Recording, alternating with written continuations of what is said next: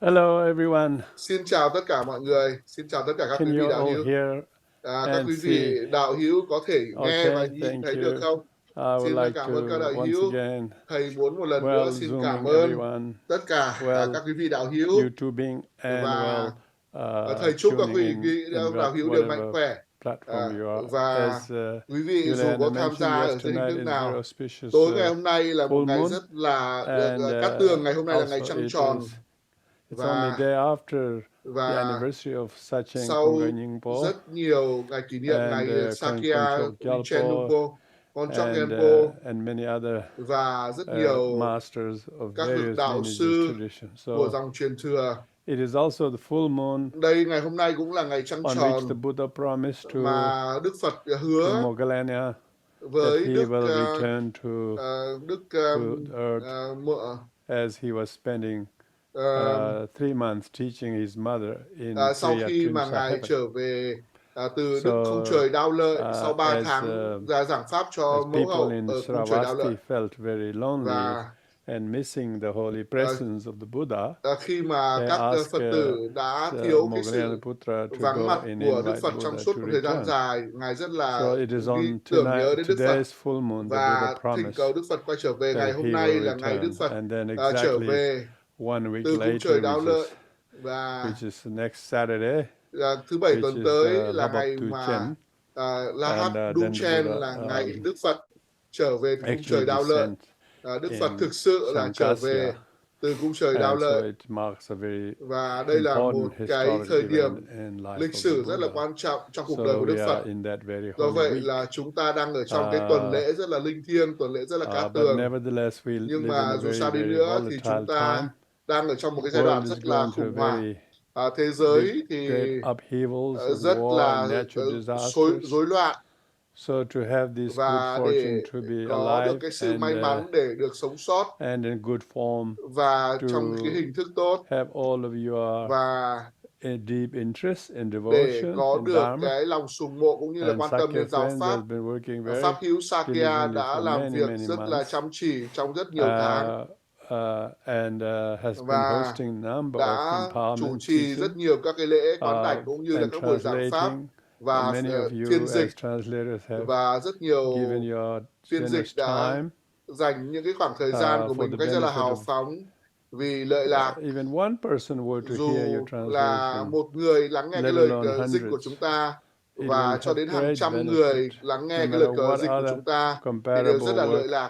you Và do so sánh với or những cái money việc mà making work chúng you ta do, làm, it's no những cái việc comparison to the kiếm tiền benefit. của chúng So ta trong thế therefore, giới thì không có cái I gì có thể so commend sánh all được. of your Và thầy xin được khích dana, lệ tất which is cả những cái hoạt generosity of động giving Phật your Pháp mà time các quý and your vị đang thực knowledge, hiện. your Quý vị expertise, dành and thời most gian, important, dành your kiến good thức, heart. dành cái trái tim của And mình cho những so công việc it này. is Và do therefore vậy we thì like to thầy muốn remind everyone nhắc to nhở tất cả mọi also người to listen and để receive lắng this nghe empowerment và of thọ nhận cái Dzambala quán đảnh and Phật Tài Bảo learn to do Dzambala the practice. và thực hành.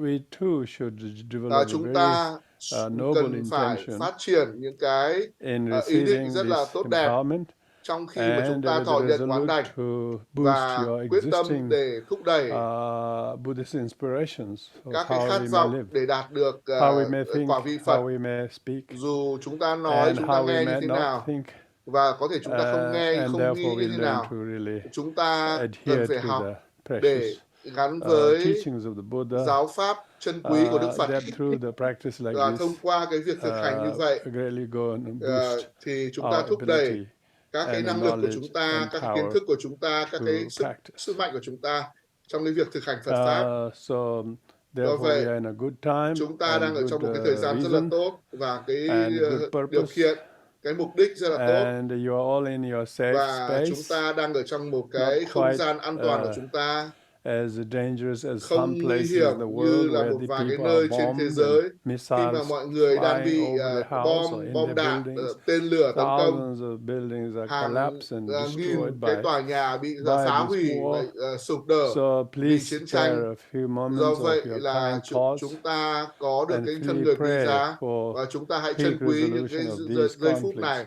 và chúng ta by cầu a nguyện cho những cái diplomatic and cuộc xung peaceful đột way rather sớm kết than thúc ở trên resorting thế to giới này. active aggression and Và and violence. This is so Đây trong cái thế giới so đầy bạo lực sad. như thế này thì đây là điều rất là đáng buồn. So this shows that Do vậy là điều này cho thấy the world is thế totally giới destitute of the hoàn wealth toàn là bị of compassion and wisdom and thiếu tolerance. cái lòng bao dung, lòng yêu thương. And so therefore, Do vậy là Dzambala is Đức Phật Tài Bảo Dzambala to how to là để giúp improvisingly đỡ, create cung cấp, the tạo inner ra wealth những cái sự thịnh and vượng the bên inner trong wisdom và cái trí in tuệ order bên to trong not suffer để the giúp chúng ta destitution không bị khổ đau trong cái bối cảnh of thế giới hiện kindness nay and of và chúng ta non-violence không bị thiếu lòng and of tốt, lòng từ bi non-aggression. cũng như là bạo lực và sự hiếu chiến. Do vậy, we would like to chúng tôi muốn dedicate this hồi empowerment hướng this các cái evening công đức của lễ for quán our đảnh poor tối hôm nay world. vì cái thế giới khổ đau của chúng First ta. of all, before we Trước begin tiên mà chúng ta the bắt đầu empowerment, lễ quán đảnh, you will all recite tất cả chúng the ta đều chỉ tụng prayers. You cái have lời cầu prayers. nguyện. So Chúng the ta cầu nguyện prayers before the trước khi empowerment, mà chúng we ta will thực hiện lễ quán recite đảnh. Chúng ta sẽ chỉ tụng Vajrasattva mantra tụng 3 tâm chú của times, Đức Kim Cang Táo Đà which 3 lần. all of you Với tất should cả chúng have a ta, copy of. chúng ta nên Please join your có, hands at the heart, chúng ta chắp tay ở trước and ngực as we recite và these khi prayers, mà chúng ta chỉ tụng cái lời cầu we nguyện này, purify and chúng confess ta our sám hối và tịnh transgressions of hóa thoughts or words những or cái deeds that may have nghiệp not bất thiện của always chúng been ta, những cái proper. điều xấu ác của chúng And ta, những cái so điều không phù we hợp của chúng recite ta. this in order Chúng to make ta chỉ ourselves tụng để làm tịnh purified, hóa so bản then to thân chúng attend ta, this empowerment để properly. chúng ta có thể dự cái lễ quán đảnh một cách chính xác. Homage to the blessed one glorious Vajrasattva. Hỡi đấng Kim Cương Tát Đà, xin người hộ trì và bảo vệ những dữ nguyện của con. Om Vajrasattva Samaya Manu Vajrasattva Tenopani Dore Mumai Bewa Sutosio Me Bawa Anurakto Me Bawa Suposio Me Bawa Sabasiti Me Prajasa Sawakama Susame Sistam Siriam Guru Bhagavan Sawatathakata Vajama Me Muncha Vajiva Wama Samaya Sato Samaya Sadva Om Vajrasattva Samaya Manupaya Vajrasattva Tenopa Pitanido Me Bawa Sutosio Me Bawa Anurakto Me Bawa Suposio Me Bawa Savasiti Me Prajasa Sawakama Susame Sistam Siriam Guruhum Ha Ho Bhagavan Sawatathakata Vajama Me Muncha Vajiva Wama Samaya Sato Om Vajrasattva Samaya Manupalaya Vajrasattva Tenopa Tista Dido Me Bawa Sutosio Me Bawa Anurakto Me Bawa Suposio Me Bawa Sawasiti Me Prajasa Sawakama Susame Sisam Siriam Guruhum Ha Ho Bhagavan Sawatathakata Vajama Me Muncha Vajiva Wama Samaya Sato Deluded by ignorance, I have broken che chướng bởi vô minh, con đã phạm phải bao giới nguyện với đạo sư cùng các bậc thầy, bậc kim cương tổng trì, tinh yếu của lòng đại minh mẫn. Bậc tôn kính nhất, con xin được quy y, con xin sám hối mọi sự suy đồi giới nguyện gốc và nhánh từ thân khẩu ý. Con xin được cầu nguyện đến Đức Kim Cang Tát Đà vinh quang, nguyện người tẩy rửa và tịnh hóa mọi sự tích lũy các nghiệp bất thiện lành, chướng tâm, tội lỗi, sai lầm và bất tịnh của con. Con cầu nguyện cho mọi sự tích lũy các ác nghiệp, chướng tâm, tội lỗi, suy đồi và bất tịnh của con được tẩy rửa và tịnh hóa. And also lead to the each and every living being. So now, và bây giờ, after that prayer, sau khi chúng ta tụng cái lời cầu nguyện như vậy, chúng ta hãy ngồi tĩnh tại và tập trung. Điều quan trọng nhất là chúng ta phát khởi cái động cơ đúng đắn và cái mục đích chúng ta không đang ở trong một cái nơi bình thường, mà chúng ta đang ở trong trạng thái thiền định. Chúng ta trong một cõi tịnh độ với sự xuất hiện của chư Phật, chư Bồ Tát, các vị không hành nữ, các vị hộ Pháp, và với sự xuất hiện của Đức Đạo Sư của chúng ta. Đức Đạo Sư đang thực hiện lễ quán đảnh này không phải là một người bình phàm, bình thường, mà là sự hiện thân của tất cả chư Phật, chư Bồ Tát với trí tuệ của Đức Phật Tài Bảo màu vàng. Và với cái động cơ, với nhận thức thanh tịnh như vậy, chúng ta là những người thực hành của các vị Tổ tôn du già. Chúng ta cũng cần phải quán tưởng bản thân chúng ta trong hình tướng của Đức Đạo Sư mà không có các cái suy nghĩ bất nhị, và trong cái cõi tịnh độ và tất cả các hoạt động trong quá trình quán đảnh, trong lễ quán đảnh này, dù là cúng dường mandala hay là cúng dường hoa hay là bất cứ các hoạt động mà chúng ta làm, bất cứ cái nghi lễ nào mà chúng ta thực hiện, thì chúng ta hãy nghĩ rằng nó rất là có cái sự gia trì, gia hộ rất là mạnh mẽ của các vị Bổn Tôn, và có thể chuyển hóa cái sự gia trì của các vị Bổn Tôn và các cái điều tốt lành, thiện lành của giáo pháp. Và chúng ta hãy tĩnh tại về mặt thân xác của chúng ta. Chúng ta hãy, tâm thức của chúng ta hãy phát khởi lòng sùng mộ, tín tâm với chúng ta, tránh tất cả những cái điều bất tịnh như là buồn chán, buồn ngủ, rồi lo lắng, tất cả những cái trạng thái tâm thức như vậy không phù hợp trong cái quá trình mà chúng ta thực hiện lễ quán đảnh tối hôm nay, mà chúng ta hãy ở trong cái thời điểm hiện tại, và chúng ta hãy tập trung, tâm thức của chúng ta hãy trong sáng rõ ràng trong cái quá trình nhận quán đảnh ở trong một cái cõi tịnh độ. Chúng ta hãy quán tưởng bản thân mình với những cái động cơ đúng đắn, là chúng ta hãy thọ nhận cái quán đảnh này, quán đảnh Phật Tài Bảo Dzambala, để làm lợi lạc cho tất cả chúng sinh hữu tình, và để làm lợi lạc chúng sinh hữu tình một cách hiệu quả, thì chúng con sẽ thọ nhận quán đảnh Phật Tài Bảo với một cái động cơ sẽ áp dụng những cái việc thực hành giáo pháp một hàng ngày trong cái quá trình trong cuộc sống hàng ngày của chúng ta.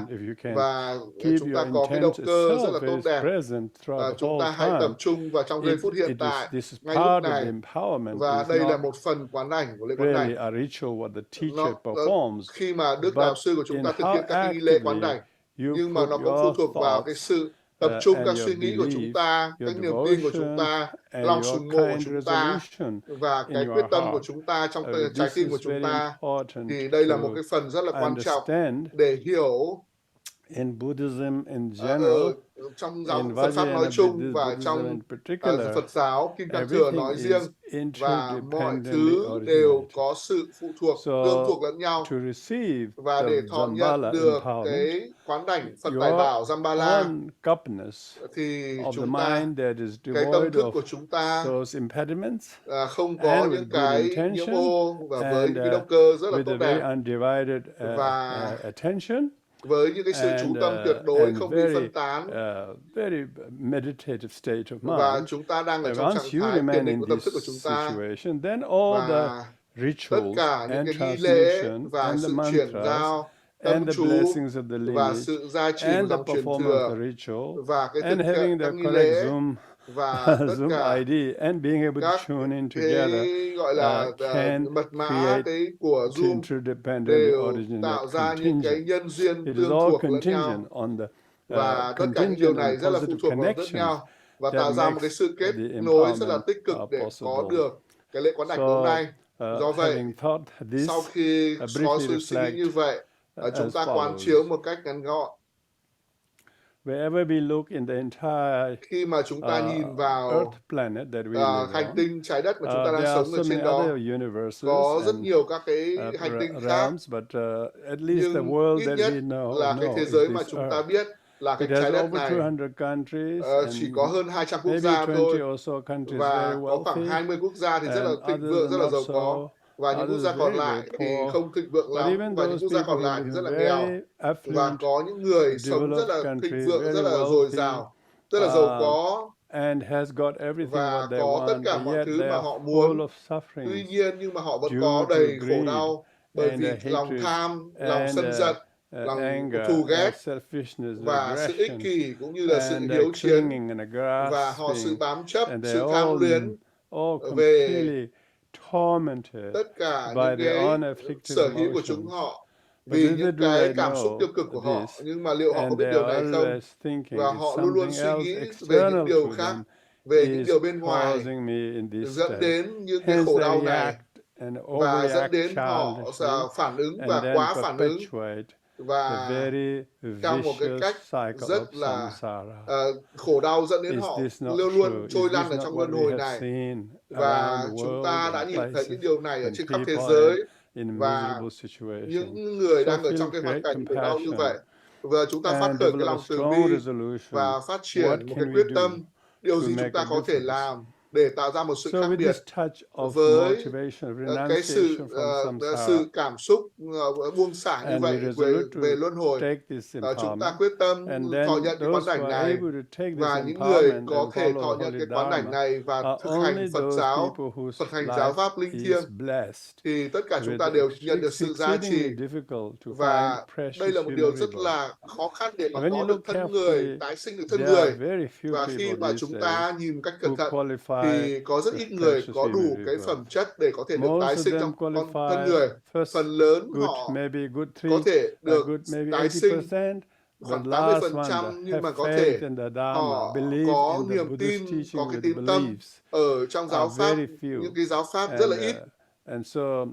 Và do vậy, những người mà không tin vào giáo pháp, họ không tin vào nghiệp, họ không tin vào sự tái sinh, họ không tin vào Bồ Đề Tâm, họ không tin vào việc quy y Tam Bảo. Thì rất là chúng ta hiểu rằng tất cả cái thế giới Phật giáo này chỉ ít hơn khoảng 7% dân số thế giới, và kể cả 7% như vậy, những cái người mà theo Phật giáo chỉ là Phật giáo văn hóa, họ đi theo, họ thực hành những cái văn hóa Phật giáo mà thôi. Họ có một cái niềm tin gọi là mù quáng, và chỉ có một ít người bây giờ học giáo pháp và có thực sự có cái tín tâm ở giáo pháp, và hiểu được cái sự quý giá, chân quý của giáo pháp, và họ hiểu được thực sự giáo pháp là gì. Như vậy nếu chúng ta là một trong những số người đó thực sự hiểu, tin giáo pháp, thì đấy là điều rất là hiếm quý, và chúng ta đang ở trong một cái sự đồng hành rất là tốt. Tình anh em của chúng ta, tình chị em của chúng ta, tình đạo hữu của chúng ta, và những cái việc làm tốt đẹp của Pháp Hữu Sakya đã giúp mang lại cho chúng ta những cái hoạt động Phật Pháp như này. Mặc dù là về mặt vật chất, về mặt địa lý thì chúng ta ở xa rất là nhau, nhưng mà trên thực tế thì chúng ta rất là gần gũi với nhau. Và với tư cách là những anh em Pháp hữu thì chúng ta rất gần gũi với nhau. Và cũng tương tự như vậy, những người mà có cùng tư duy với nhau, cùng cảnh giới với nhau, thì chúng ta có thể tạo ra được những cái hoạt động này. Đây sẽ là cái sự gia trì, và chúng ta hãy tán thán. Mặc dù là luân hồi thì đầy khổ đau, nhưng mà chúng ta vẫn có một số thứ để tạo ra sự khác biệt lớn. Bởi vì chúng ta có giáo pháp, và chúng ta có niềm tin ở nơi Tam Bảo, và chúng ta có được cái tái sinh trong thân người quý giá. Như vậy là chúng ta hãy tận hưởng, hãy tùy hỷ, hãy tán thán, và chúng ta hãy quyết tâm làm thế nào để tạo ra sự khác biệt trong thế giới này, mà thế giới không được tốt đẹp và không được may mắn như chúng ta mong muốn. Và rất nhiều người là những người bạn của chúng ta, những người mẹ của chúng ta, những người con, họ có những trách nhiệm, nhưng mà họ sống trong một cái địa ngục trên thế giới này. Họ bị bom đạn, họ sống trong những hoàn cảnh bị phá hủy, họ bị phá hủy, ngôi nhà của họ có bị tàn phá, tên lửa, vũ khí bay trên đầu của họ. Họ đau khổ rất là nhiều, và đây là một điều rất là đáng buồn đối với thế giới. Và do vậy là chúng ta có lý do để cầu nguyện và hồi hướng cái buổi Pháp tối ngày hôm nay để hàn gắn thế giới. Và do vậy And then next is, và tiếp theo while we are là among the few, chúng ta là trong số rất ít người có đủ may to mắn be not quite để exposed to war không and bị natural đối mặt với disasters. chiến tranh và những thảm họa. Nevertheless, each and every one of our lives Mỗi một chúng is ta trong cuộc also đời của very, mình very impermanent, very, very đều hiểu rằng transient. là chúng ta It's đều very trong fragile. sự chi phối của All vô of our thường. lives very Cuộc đời của fragile. chúng ta Each rất and là every mong one manh. of your medical Mỗi của record, chúng you can ta, look at how many areas of bao nhiêu concern khu vực của your chúng body ta, is cơ having. thể của chúng Every ta, few mỗi years you have to have một năm amazing kind of chúng ta đều có thorough những medical cái examinations việc to khám only chữa to bệnh find out để tìm ra how worse off you are cái cơ thể của in chúng ta đã thay various đổi như thế parts of your nào, organ, from the và rất skin to nhiều the cái bộ phận marrows, nội tạng, từ from the da của top chúng to the ta, toe. từ đầu cho All đến parts of chân, body is tất cả nest of bộ phận cơ sufferings thể and của chúng ta problems. đều có vấn đề, đều And khổ so đau. therefore we are Do vậy all chúng ta đều impending, phụ waiting to thuộc, die, và and we will die. và chúng ta sẽ chết. Most certain thing that will Điều happen chắc is chắn nhất death. có thể xảy ra đấy chính là cái And chết. it is Và wondrous that it hasn't quite điều happened so far. nó xảy ra rất là Your life is rõ very, ràng. very fragile. Cuộc sống thì rất là It's mong like a manh. lamp Nó giống như là một ngọn đèn very được windy đốt cháy place. dưới The wick ngọn is gió rất là strong, lớn. the candle is there, but Gió there's thì rất là so mạnh, many wind nến thì rất là blowing from nhỏ, everywhere. có rất nhiều So gió our thì life thổi is từ khắp very, nơi. very Cho nên là cuộc precarious, sống của either chúng by ta rất là disease mong or manh, by rất là catastrophe, dễ by bị accident, ảnh hưởng bởi các or tai by nạn, just các a cái mere thảm họa, indigestion of food, hoặc or chúng just ta có slip thể là down the stairs, or whatever. vì vì ngã Anything dưới can cầu go thang, rồi là wrong. vì ngộ độc thực So phẩm chẳng think of hạn. the impermanence. Chúng ta hay nghĩ về những điều How vô many thường như vậy. people have Có bao that nhiêu you người know are no mà longer chúng ta here biết with không còn us? tồn tại bây giờ nữa, Many of them are younger và and có rất nhiều stronger người and còn thậm chí fitter là and khỏe hơn, wealthier trẻ hơn chúng ta, and giàu có much hơn more chúng ta, smart. But their và smartness, their wealth, their tiền intelligence, của họ, trí and tuệ their của power, họ, their sức mạnh của skill did họ not do anything to không stop có giá their trị death. gì để ngăn chặn They được cái could chết not của họ ransom cả. their death. Họ không thể So ngăn ngừa cái death chết của is the họ. leveler, Do vậy là cái chết là and một sự it's tất yếu, inevitable. và nó không thể tránh khỏi được. And so therefore we Do must vậy là chúng hurry ta up cần phải vội and vàng lên, therefore nhanh chóng lên, make this our để life meaningful làm cho cuộc đời của chúng before ta có death ý nghĩa comes trước khi mà cái chết unannounced. tới chúng ta So không hề think thông of báo trước. impermanence in Chúng ta hãy general, suy nghĩ về sự vô certainty thường of death và and cái sự chắc specifically, chắn của cái chết một cách rõ uncertainty ràng, of when that might và happen, khi nào điều đó and xảy ra, nothing but và chẳng có holy điều gì, Dharma chỉ có will giáo help pháp us có thể during giúp đỡ life chúng ta and the trong moment cuộc đời của before chúng death ta, or và even cái khoảnh after khắc trước khi death. chết và sau khi chết. Only thing that will Chỉ help us điều is duy a nhất good có thể giúp set đỡ of chúng our ta, mind. đó là So cái therefore tâm we thức are rất là tốt receiving đẹp của chúng ta. empowerment Và khi mà chúng ta how nhận to quán have đảnh, wealth làm of thế wisdom, nào để có the được sự Dzambala of thịnh mind, vượng về trí to tuệ, not to có được cái đức malnourish ourselves, Phật Tài Bảo not về to đối be với so chúng ta. mean Không phải là về tiền bạc, and là miserly các or stingy, các cái but rather to sở be hữu, cái sự generous, ki bo, sự ích kỷ của to chúng be ta, thoughtful, mà to đó be là giving sự hào phóng đối to với việc yourself and to việc everyone, cho whether it's đi, việc material bố or thí time or về energy thời gian, or whatever sức it mạnh, is. năng lượng, bất cứ điều gì của chúng So with ta. this in mind, Và với you tâm thức try như to vậy thì chúng ta cố think gắng of the suy impermanence nghĩ về sự vô as a thường, one to whip. và một Whip điều means mà whip chúng the ta diligence. chúng ta cần phải Whipping quán the cream. chiếu, chúng ta cần phải quán chiếu thường xuyên. Cream is not very thick, but when you whip it up, it becomes very thick. Chúng So ta when giống you như think là of đánh kem để impermanence, làm cho we kem dày become lên. very, very well whipped up. We become motivated. Chúng We ta có become cái động lực, chúng ta very có cái energized to chúng ta có practice cái năng Dharma. lượng You để really thực hành Phật pháp. become Chúng so ta thinking of hãy impermanence suy nghĩ về sự vô thường, is là remembering the Buddha. chúng ta Even suy nghĩ if về you vô met thường là the chúng ta Buddha, ghi nhớ Đức Phật. he will say, Dù chúng think ta of gặp Đức everything Phật as thì Đức Phật impermanence, cũng sẽ and nói rằng là hãy suy not nghĩ về only mọi things thứ are, but vô things, thường. Mọi thứ đều vô all thường. the things that will Tất happen cả to mọi you thứ are đều because xảy of ra trong đời của impermanence, chúng not ta bởi fault vì of nó là him vô or thường. you. It's Bởi because vì things are impermanent. chúng ta So when you know đều chịu things chi are phối của sự impermanent, vô you don't get thường, attached và to chúng ta không bám chấp health or vào sức khỏe possessions và or sở hữu, positions. When vào you vị lose trí. them, you Khi mà think chúng this ta is mất những nature điều of đó, things. đó là bản So chất của mọi therefore, thứ. no Do vậy complaining. là chúng ta không phàn nàn, No drama, không có because cái Dharma kịch doesn't bản gì allow ở đây you to cả. create drama. When you don't have Khi mà chúng Dharma, ta people không có turn to giáo pháp drama. thì chúng ta lại có những They cái bi kịch. overreact. Bởi vì chúng ta phản ứng quá mạnh mẽ. Điều cái gì trên thế giới này? Tại sao lại điều xảy ra trên thế giới xảy ra với chúng tôi? Và họ thể hiện sự hiếu chiến, sân giận, thù hận, vân vân. Như vậy là phần lớn chúng sinh đều không có cái sự quy y để mà hiểu được giáo pháp, để hiểu được cái quy luật về vô thường. Chúng ta sẽ có cái sự quy y. Chúng ta biết rằng mình không nên làm những điều như vậy, và chúng ta hiểu là không làm như vậy. Chúng ta hiểu rằng là chúng ta mất cái này, nhưng mà chúng ta sẽ không nghĩ như vậy, chúng ta không làm như vậy. Và chúng ta, đây là điều rất là quan trọng, đây là những phẩm chất quan trọng của Phật Tài Bảo. Chúng ta giàu có trong cái việc hiểu sự khổ đau trong luân hồi. Chúng ta giàu có trong chúng ta hiểu, chúng ta có được thân người quý giá. Chúng ta giàu có trong việc hiểu sự vô thường và cái chết. Đó chính là Phật Tài Bảo. Và Phật Tài Bảo có nghĩa là cái sự trì giữ, sự thịnh vượng. Vậy sự thịnh vượng ở đây là cái gì? Sự thịnh vượng là sự thịnh vượng về giáo pháp, sự thịnh vượng về trí tuệ. Đó là những cái sự thịnh vượng khác mà chúng ta trì giữ, chẳng hạn như sự sân giận, sự sợ hãi, sự ích kỷ,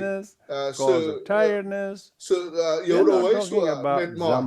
Tất cả những điều đó, đấy là chỉ là những cái sự giàu có thịnh vượng về vật chất. Tất nhiên là chúng ta mong muốn sự thịnh vượng về vật chất, nhưng mà Phật Tài Bảo thì rất là kỳ diệu để thúc đẩy những người có nhu cầu, những người mà có cái sự khó khăn về mặt vật chất. Khi mà họ không hoạt động tốt, họ luôn luôn lo lắng về việc không có đủ, không có đủ cái này cái kia, và họ thậm chí không thể thực hành Phật Pháp khi mà họ rất là khổ đau đói khát, có khát nghèo đói.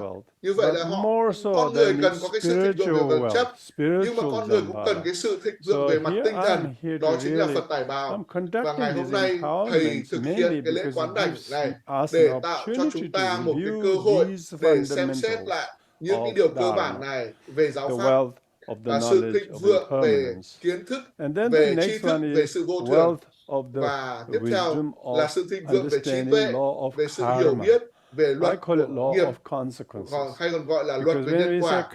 Bởi vì khi mà chúng ta nói về nghiệp, mọi người có thể đối mặt với điều gì đó, nhưng mà nếu mà chúng ta hỏi là luật về nhân quả, luật về hệ quả, bất cứ một điều gì chúng ta làm, chúng ta nói, chúng ta suy nghĩ, hoặc là chúng ta không nói, đều có hậu quả của nó, đều có hệ quả của nó. Như vậy là chúng ta có được cái sự im lặng hùng tráng, thì nó cũng có cái hệ quả của cái việc không nói nhiều, không làm tổn thương bất cứ ai, bởi vì không nói cái điều gì đó. Đó là cái hệ quả của nghiệp, đó là nghiệp của việc không nói cái điều gì cả. Không nói một cách có ý thức. Chúng ta không làm những điều có hại cho người khác, không có việc nói của mình. Thì đó là những thiên hạnh tích cực của thân, của ngữ, hay của suy nghĩ, hay là những cái nghiệp bất thiện của thân, hoặc là những cái điều bất thiện của khẩu, của ngữ, đều có cái hệ quả của nó. Nó tương tự như vậy, cái nhân thế nào thì quả như vậy. Chúng ta phải có niềm tin rằng nếu như mà chúng ta nói điều này, nếu ta nghĩ điều này, chúng ta làm điều này, thì nó đều có cái hệ quả của nó, đều có hậu quả của nó.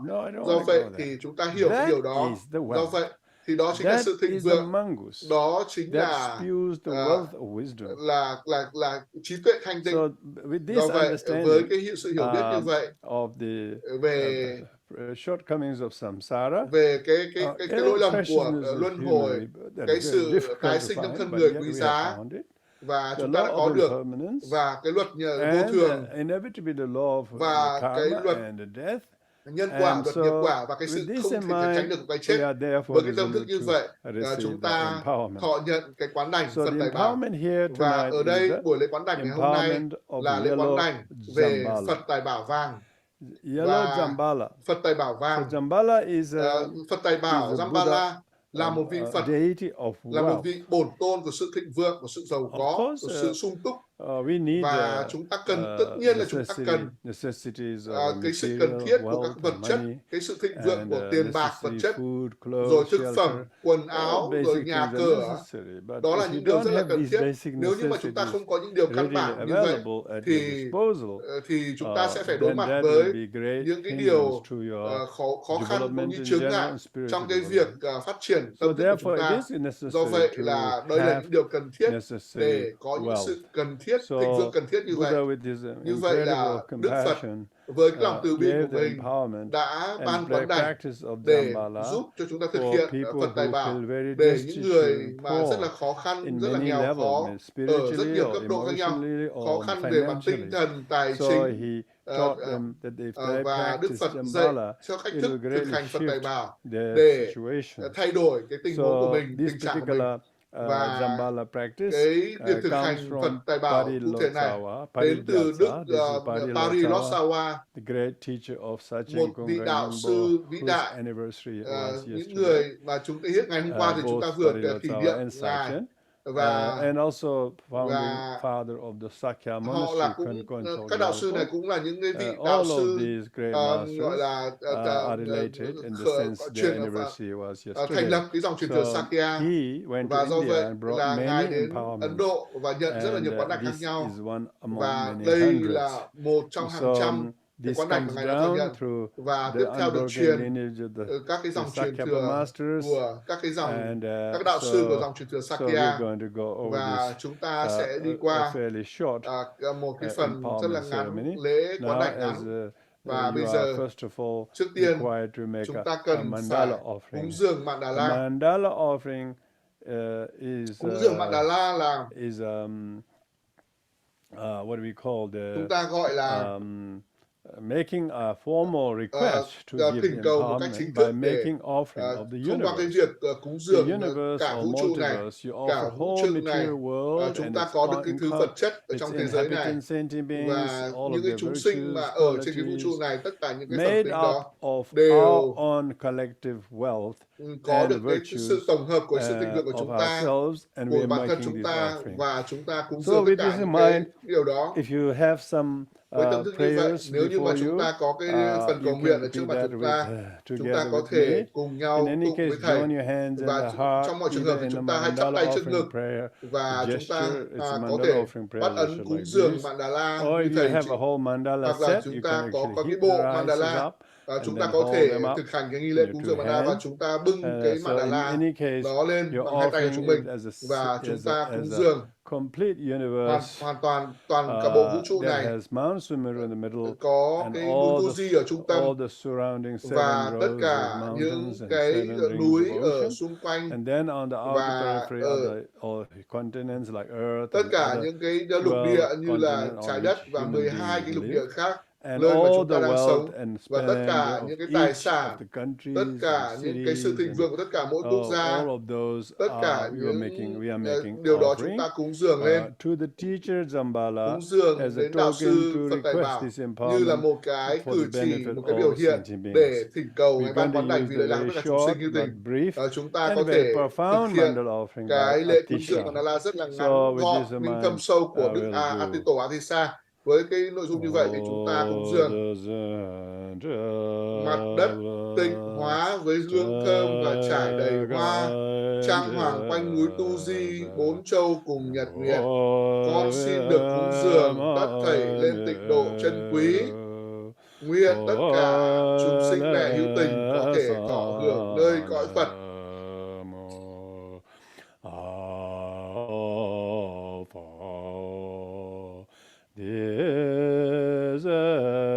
Mặt đất được tịnh hóa với hương thơm và trải đầy hoa, trang hoàng quanh núi Tu Di, 4 châu cùng nhật nguyệt. Con xin được cúng dường tất thảy nên tịnh độ chân quý. Nguyện tất cả chúng sinh mẹ hữu tình có thể thọ hưởng nơi cõi Phật.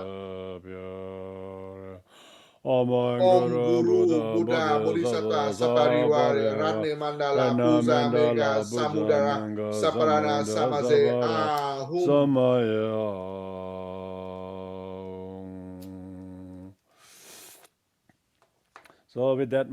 Với cái phần cúng dường mandala như vậy thì bây giờ thì chúng ta chắp tay ở trước ngực của chúng ta và chúng ta thỉnh cầu để ban truyền quán đảnh. Chúng ta chắp tay trước ngực ạ.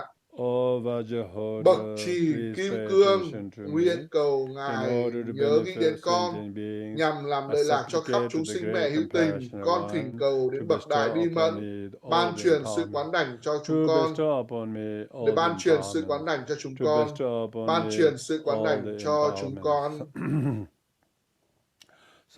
Và sau khi mà cúng dường mandala và bây giờ chúng ta có cái tâm thức rất là thanh tịnh và chúng ta nhận thức được rằng để có thể thọ nhận quán đảnh một cách phù hợp, chúng ta cần phải tịnh hóa các nghiệp xấu ác của mình và những cái hạn chế của mình, các cái thách thức của mình trong cuộc sống, và nó là những cái chướng ngại trong cái khả năng để chúng ta có thể thực hiện những điều tốt đẹp.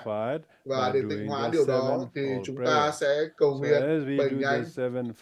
Khi mà chúng ta thực hiện cái lời cầu nguyện 7 nhánh này,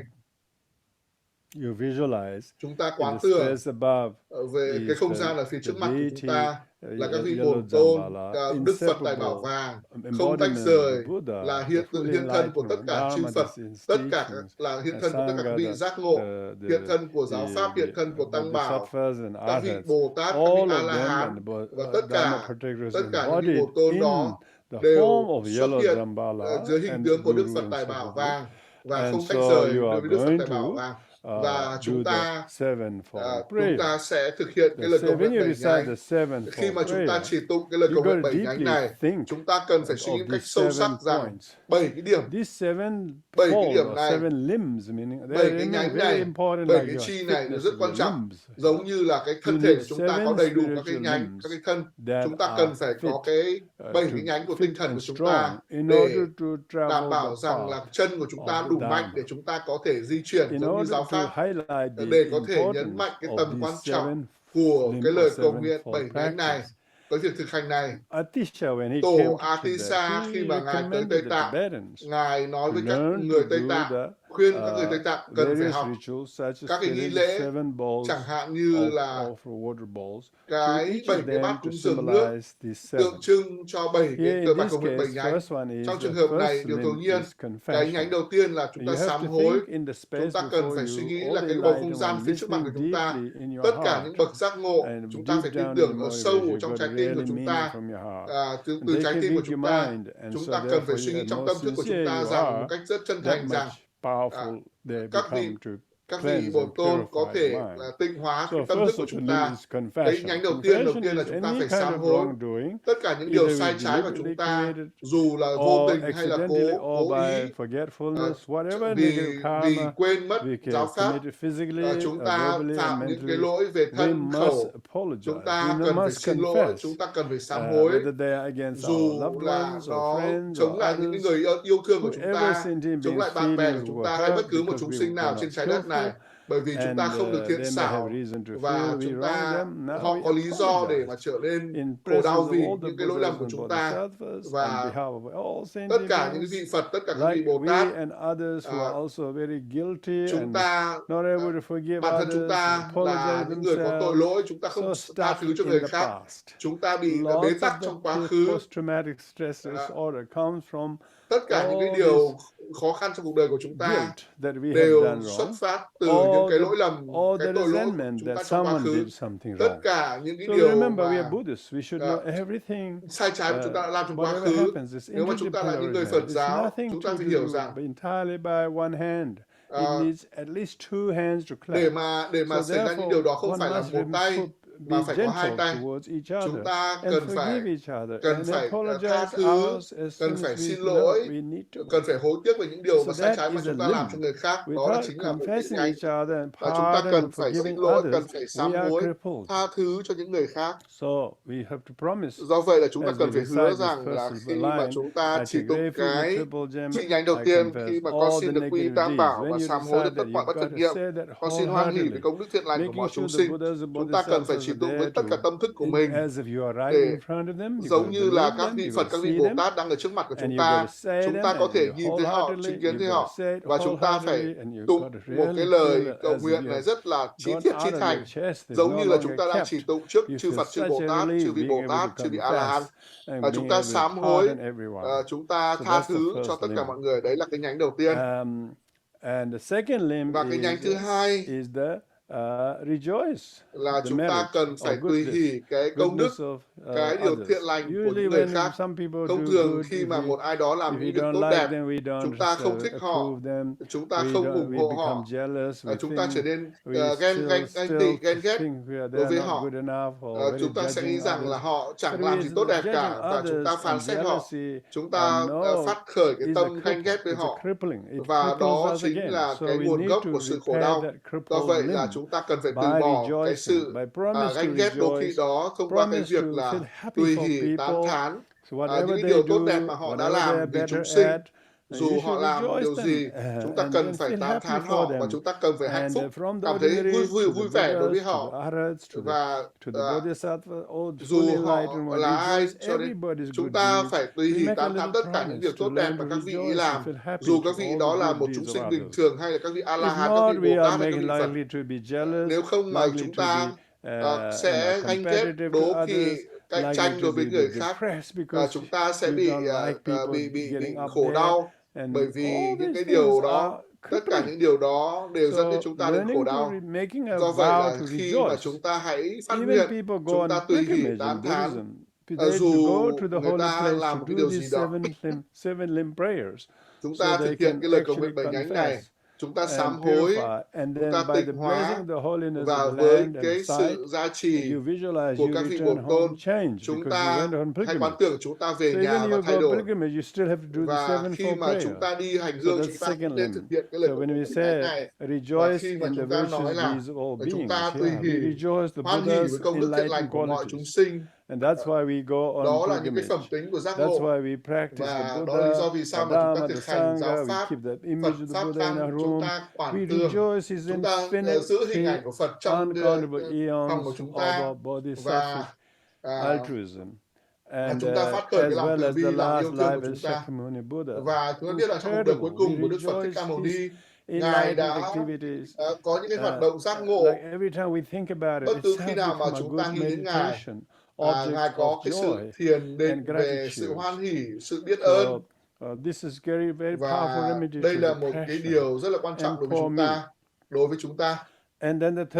Và thứ ba là chúng ta quyết tâm đạt được Bồ Đề tâm tuyệt đối. Phần lớn cái mục đích của chúng ta là chúng ta thực hành giáo Pháp là những cái mục đích rất là thế gian, thế tục, rất là ngắn hạn. Họ nhận quán đảnh, sau khi mà họ nhận quán đảnh xong thì họ chẳng quan tâm gì nữa, họ chẳng nghĩ gì đến cái lời thiện nguyện là đạt được quả vị Phật, thì đó không phải là Bồ Đề tâm tuyệt đối. Do vậy là chúng ta cần phải chuẩn bị cái tâm thức như vậy. Đấy là cái nhánh thứ ba. Chúng ta luôn luôn nghĩ rằng là cái sự giác ngộ của Phật, chúng ta luôn luôn duy trì rằng chúng ta có cái khát vọng để đạt được cái quả vị giác ngộ. Và thứ tư là chúng ta quy y đối với Phật Pháp Tăng. Nếu như mà chúng ta đã quy y, chúng ta làm mới cái sự quy y của mình, và chúng ta làm mới cái con đường phi bạo lực của chúng ta, không tham lam, và chúng ta thực hành sự nhân đạo, sự từ thiện, không làm những việc xấu ác. Và đấy là điều rất là tốt, đấy là chính là sự quy y. Chúng ta không cần phải cạo tóc, không cần phải mặc y áo, chúng ta chỉ cần loại trừ những cái suy nghĩ xấu của chúng ta. Và đó chính là sự quy y. Như vậy là khi mà chúng ta luôn luôn làm những việc như vậy, thì đó là chúng ta sự bảo vệ của chúng ta. Nếu như mà chúng ta có một chi cái tốt như vậy, chúng ta luôn luôn hướng đến giáo Pháp. Nếu như mà chúng ta đọc những quyển sách giáo Pháp tốt, nói về những điều mà chúng ta cần phải nghĩ, cần phải nói, thì đó là một cái quà nước tốt để chúng ta có thể đặt quyển sách ở trên đầu của chúng ta. Và đấy chính là những cái bảo vệ giúp đỡ cho chúng ta.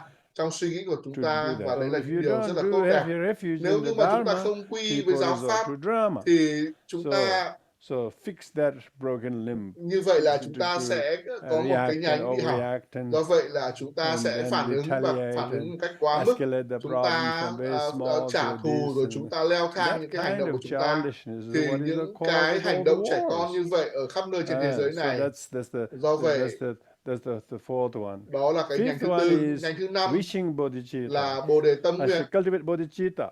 Khi That mà chúng ta wishing nuôi dưỡng bồ đề bodhicitta, you tâm, have to have chúng always ta make a cần wish. phải có Make cái a wish mong nguyện and vow to và keep cái the thệ wish nguyện to attain là có Buddhahood cái thệ for nguyện all the này sake of sentient để đạt được beings. quả vị Phật vì Always lợi lạc của chúng remember sinh hữu tình. bodhicitta. Chúng ta Even phải if luôn you luôn are ghi really nhớ bồ đề frightened, tâm. just think of Vì bodhicitta. dù chúng ta sợ Even hãi you're thì about chúng ta to vẫn phải nhớ die, bồ đề think of tâm. bodhicitta. Dù chúng ta chuẩn bị chết thì chúng ta vẫn Your phải nhớ đến bồ đề consciousness tâm. will be saved Để như vậy là tâm thức from của chúng going ta into the sẽ được an lower toàn realms từ những and cái getting khỏi những cái stuck cõi in thấp bardo. và những So cái this bóng is đêm refuge của is thân very, trung very âm. important. Thì đây là điều rất là quan trọng. Và Don't turn, to chúng ta drama. Don't turn to worldly dharma. chúng And ta but hãy đừng bao always giờ quay lưng practice với giáo pháp và refuge. đừng bao Recite giờ the name of the Holy Buddha, the quay Dharma, trở the lại với Sangha, những cái bi kịch and think của of thế that, gian and thế it sự will này. completely calm Và you and tame you. khi mà Because chúng that ta is hướng the tới giáo pháp thì nó sẽ giúp embodiment. chúng Buddha is ta embodiment of safety and freedom from sorrow and cause khi of mà sorrow. chúng ta có được cái thực Then the hành giáo sixth pháp như one vậy thì is chúng ta thoát khỏi những khổ đau engage của cái thế gian bodhicitta. này.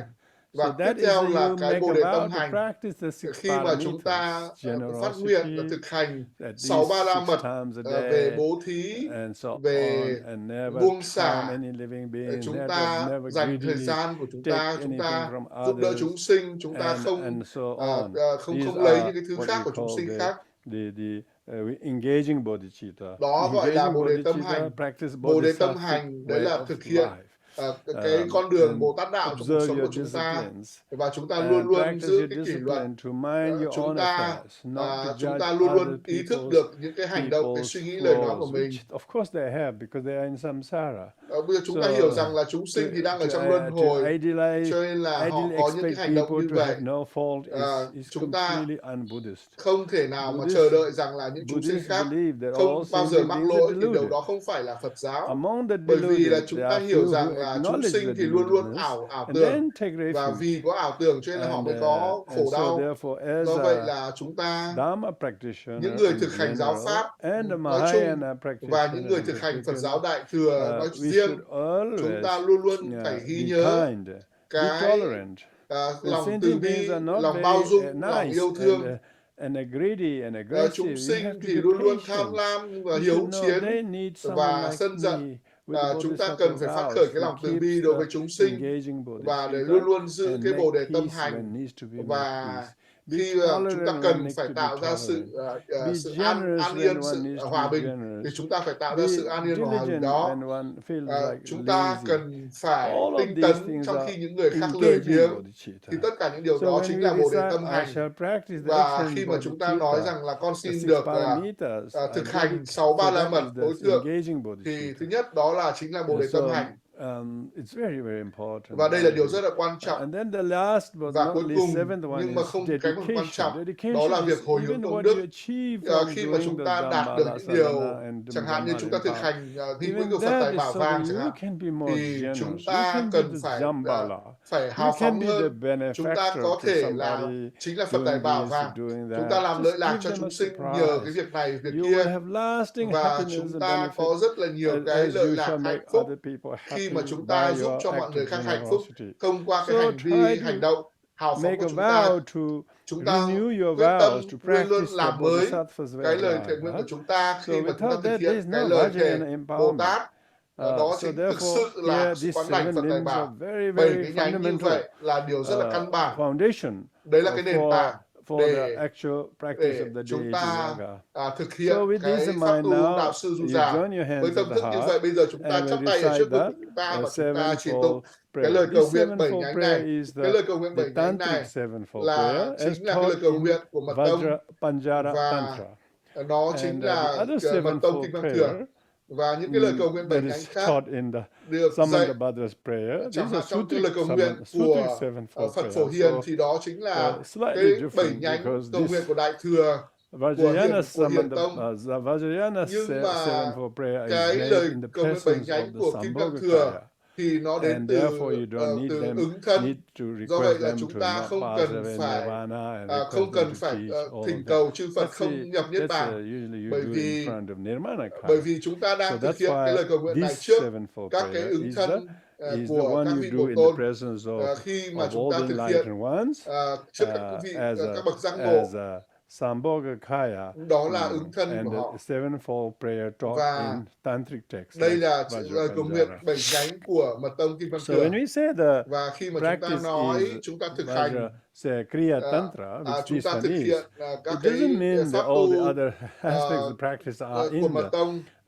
the sevenfold prayer is, even though Cái it's lời cầu taught, nguyện even được though dạy this sevenfold prayer is trong even cái lời cầu nguyện bảy nhánh này explicitly taught in được giảng the Anuttara Yoga Tantra, but trong các cái nevertheless bản it's kinh used in Kriya của Tantra tối thượng sadhana. du Okay? già, So therefore cũng there's như not a lot là of trong các cái bản kinh của cut through kind of mật demarcation tông, between the tantras as such, because they're all bởi doing vì yoga in đó đều common. là It's những just cái slightly bản, những different cái way pháp of tu doing it. một tôn du Anyway, già. feel the presence Nói of all the chung enlightened là ones chúng before ta you, cần phải witnessing quán tưởng là những cái bậc giác ngộ looking đang at ở you trước and mặt của listening chúng at ta, you và from các bậc not giác only ngộ where đang you lắng are nghe here cái lời physically, cầu nguyện but của chúng where ta, your attitude is. So dù là try không to có see that thân you are Phật actually lý, right in the nhưng mà presence of chúng the ta enlightened. They know your hãy heart quán tưởng là chúng ta đang cầu you're nguyện going trước to các make bậc giác ngộ như vậy, sincerely một cách chân confession thành, and so một cách on thành from the thật, marrows of your bone từ as you do, cái tâm thức của mình. knowingly see Chúng ta yourself really confessing, thực see sự thấy mình yourself là sám really hối, rejoicing, chúng see ta thực sự every thấy mình sentient là being tùy are hỷ, joining tất you cả các chúng sinh đều đang tham gia với chúng ta, uniformly, and you become và mutually chúng inspired by ta everybody được doing thúc this. đẩy With bởi that, tất cả những hành động của all mọi the người, mọi chúng enlightened sinh. beings are Tất witnessing. cả các You are your bậc loved giác ones, ngộ all the đang people chứng with kiến, whom đang you even have chứng kiến difficulty, những hành động của imagine chúng they're ta, also there. And may they, as a và result of you including them kết in your quả prayers, khi mà tất cả may chúng their sinh suffering be shifted trong and allayed. cái With lời cầu nguyện của such chúng ta, certitude thì and purpose, đó chính là we mục do đích, the ý nghĩa của việc thực hành sevenfold của chúng prayer ta. now. Bây giờ chúng ta sẽ cùng nhau thực hành cái lời cầu nguyện bảy nhánh. I take refuge in the triple gem. Con xin được quy y tam bảo và sám hối mọi bất thiện nghiệp. Con xin hoan hỷ với công đức thiện lành của mọi chúng sinh. Con xin nguyện giữ tâm Bồ Đề cho đến ngày đạt được thành chánh giác, nơi Phật Pháp và Tăng Bảo tối thắng. Con xin được quy y cho đến ngày đạt thành chánh giác. Vì lợi lạc của tất cả chúng sinh và của chính con nguyện thực hành Bồ Đề tâm. Và với Bồ Đề tâm tối thượng, con xin được thỉnh mời mọi chúng sinh như khách mời của con. Và con sẽ thực hành ba la mật tối thượng cùng lục độ ba la mật. Con xin hồi hướng cho mọi chúng sinh mẹ hiền. Con xin được quy y tam bảo và xin được sám hối mọi bất thiện nghiệp. Con xin hoan hỷ với công đức thiện lành của mọi chúng sinh. Con xin nguyện giữ tâm Bồ Đề cho đến ngày đạt được thành chánh giác, nơi Phật Pháp và Tăng Bảo tối thắng. Con xin được quy y cho đến ngày đạt thành chánh giác. Vì lợi lạc của tất cả các chúng sinh và của chính con nguyện thực hành tâm Bồ Đề. Và với Bồ Đề tâm tối thượng, con sẽ thỉnh mời mọi chúng sinh như khách mời của con. Và con xin được thực hành ba la mật tối thượng cùng với lục độ ba la mật. Con xin hồi hướng cho mọi chúng sinh mẹ hiền. Con xin được quy y tam bảo và xin được sám hối mọi bất thiện nghiệp. Con xin hoan hỷ với công đức thiện lành của mọi chúng sinh. Con xin được giữ nguyện tâm Bồ Đề cho đến ngày đạt thành chánh giác, nơi Phật Pháp và Tăng Bảo tối thắng. Con xin được quy y cho đến ngày đạt thành chánh giác. Vì lợi lạc của tất cả các chúng sinh và của chính con nguyện thực hành Bồ Đề tâm. Và với Bồ Đề tâm tối thượng, con xin được thỉnh mời mọi chúng sinh như khách mời của mình. Và con sẽ thực hành ba la mật tối thượng cùng với lục độ ba la mật. Con xin hồi hướng cho mọi chúng sinh mẹ hiền. So with this we have và now với concluded như vậy, phần như vậy thì chúng ta đã kết thúc cái phần chuẩn bị cần thiết trước khi mà cái lễ quán đảnh. Lễ quán đảnh thì rất là ngắn gọn và như tôi đề cập, và nó cũng đều giống như nhau. Để có thể thực hiện cái phần lễ quán đảnh chính thì chúng ta cần phải quán chiếu một cách ngắn gọn. Chúng ta trải nghiệm thế giới giống như là một giấc mộng, nó không thực sự tồn tại, kể cả cái được gọi là tôi và những khái niệm của tôi về tôi, cái gọi là cái lên và cái xuống của tôi. Tất cả những cái khái niệm đó đều chỉ là những cái nhãn mác, những cái giả tưởng mà thôi. Và bản thân chúng ta chẳng phải là ai cả, chúng ta chẳng là ai cả. Chúng ta cần phải nhận thức được rằng chúng ta trở thành một cái ánh sáng của thân pháp thân, và in this chúng ta psychophysical body tồn tại in trong cái thân vật lý which is này. a nest of suffering. Đó So chỉ là một therefore, cái see mạng your lưới của body, khổ your đau. name, your Chúng ta phải thấy được identity, cái bản thân ta, tên của your chúng ta, five cái nhận dạng của chúng aggregates. ta Aggregates là of tổng hợp form, của that's your ngũ body. uẩn, From tạo ra cái your sắc thân skin của all chúng the ta, up to the với cái marrow. da của chúng From ta, your với cái head, thân của chúng top ta, of your head to từ the đỉnh đầu của toes. When chúng you ta look cho at it đến ngón chân của everywhere, chúng ta. Chúng ta inside nhìn the thấy tất cả mọi skin and thứ là marrows dưới and da, muscles dưới and thịt, dưới khớp, lung dọc and xương của chúng liver, ta, phổi, everywhere there is look, you gan của chúng cannot ta. find the Tất cả những điều resident self. đó, vậy chúng ta So không tìm self được is cái gì được merely gọi là like you bản are thân, cái tôi của illusion. chúng You ta. don't truly Như exist. You vậy are là cái actually tôi lying. không thực sự tồn So tại. here we need to Ở meditate đây on chúng ta cần emptiness. phải thiền định về And tánh for không. what? How do we do this? Và As I recite the mantra khi mà of thầy tụng emptiness, chú Om tánh không, Swabhava Shuddha Sarva Dharma Swabhava Shuddha Hang, which means có Om nghĩa là homage, chúng as ta kính all lễ phenomena, vì tất cả both các hiện animate tượng, and inanimate, are by nature bản thân, pure bản and light. chất là I thanh tịnh và too ánh sáng. am by nature Con pure cũng and light. giống bản chất As con soon as cũng I là say thanh tịnh. this, Khi mà and thầy tụng điều imagine as I đó, rotate the chúng ta Vajra in quán my tưởng heart, raise a light từ trái shine from tim the của chúng teacher, ta, từ trái tim của Dzambala's Đức heart, Thầy and then xuất hiện touches your psychophysical ánh ordinary sáng từ Đức body Dzambala chạm from vào your thân của chúng ta, feelings, your từ những volition, cái your cảm xúc của chúng ta, từ những cái suy emotions, nghĩ your của chúng ta, habits, từ những cái even thói your quen của chúng notion of ta, I and và me kể and cả name khái niệm all tôi vanish. của chúng Your ta body đều just biến mất. vanish Thân của chúng ta đều together. biến mất cùng There's với nothing nhau. like Chẳng rainbow còn in the cái gì khác vanishing ngoài sky. You giống như can't là trace it. ánh Likewise, you sáng are just a của cầu rainbow. vồng.